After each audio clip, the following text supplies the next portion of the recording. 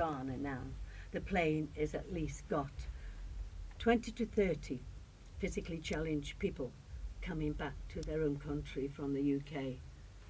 Yeah, on the plane, and they have special treatment at the airport. Well, anyway, well, we'll get to talk more about the passion, and we'll talk about GIS as well, which you've headed for lots of years. Yeah. But let's get to know you. You were born in the UK, 20th of March, 1936. Correct. And Dead that means right. you're turning 81 next month. Yeah, aren't I lucky? You're so lucky. Happy birthday in advance. Thank you. We should throw a very big birthday party and celebrate with you. And when 81. Yeah, well, when I leave Ghana, though, I shall only actually be 80.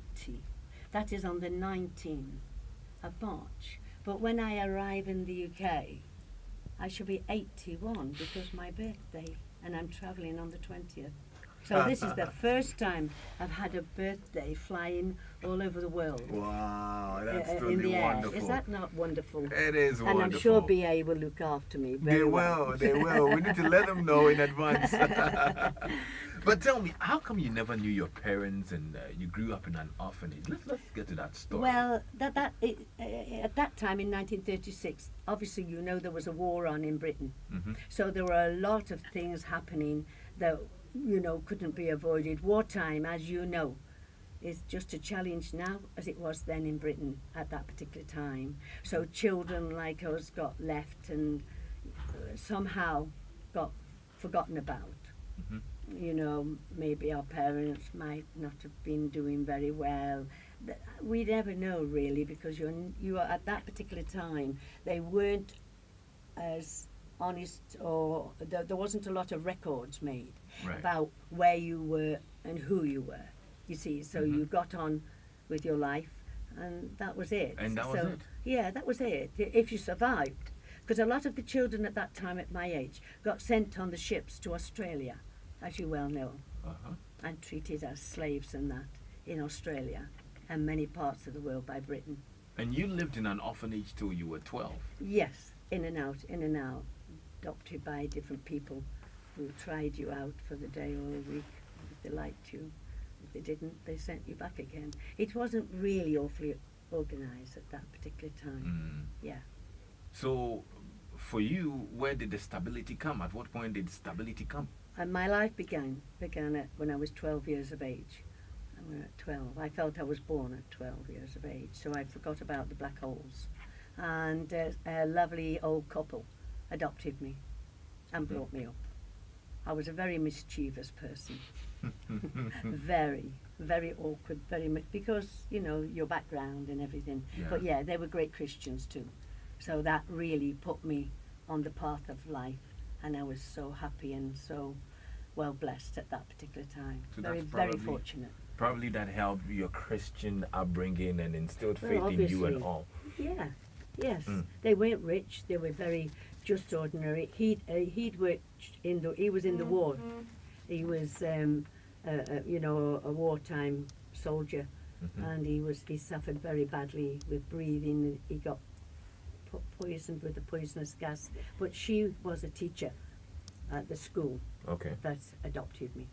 What kind of values did they instill in you back then? And with all the war that was going on and all, really, what was life for you? It was wonderful because they were just ordinary people, and they had a lovely garden and a little house where we grew all our own food, and we ate all our own food, and we shared everything with our neighbours, and everything. It was a magic childhood, to be honest with you. Yes, and we lived in the country, of course, so that was a bonus too. Wonderful. Yeah. The story and life of Grandma Mavis Hyde. So I understand at some point you went to live with the evangelist Billy Graham. I went to Cliff College with Billy Graham when he came to the UK in the 60s, yeah. And we went all over the UK, Wembley Stadium and everywhere, and Christian Crusade. That was absolutely a wonderful time in Britain. We needed it too.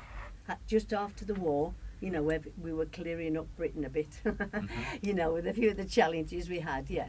So as youngsters, we were sent and we went with our different churches. It was a wonderful, wonderful time in Britain. Yeah.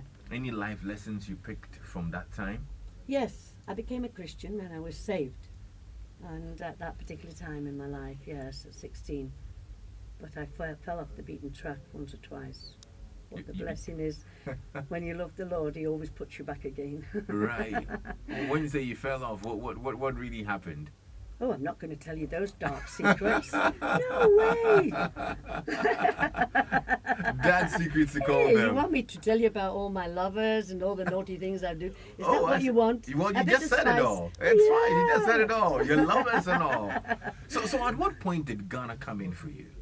Well, I was in Liverpool working, mixing with a lot of people. I loved dancing. I never used to drink and touch alcohol, and I used to like dance halls. And we used to go to dance halls, and there was a lot of nice different nationalities there.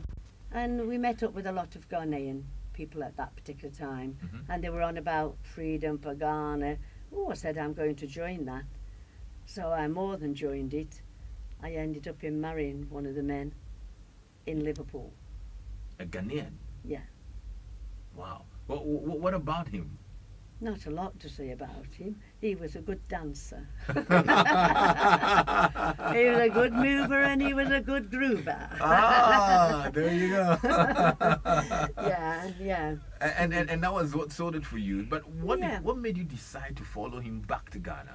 Well, we went on a lot of freedom marches in the UK for Ghana.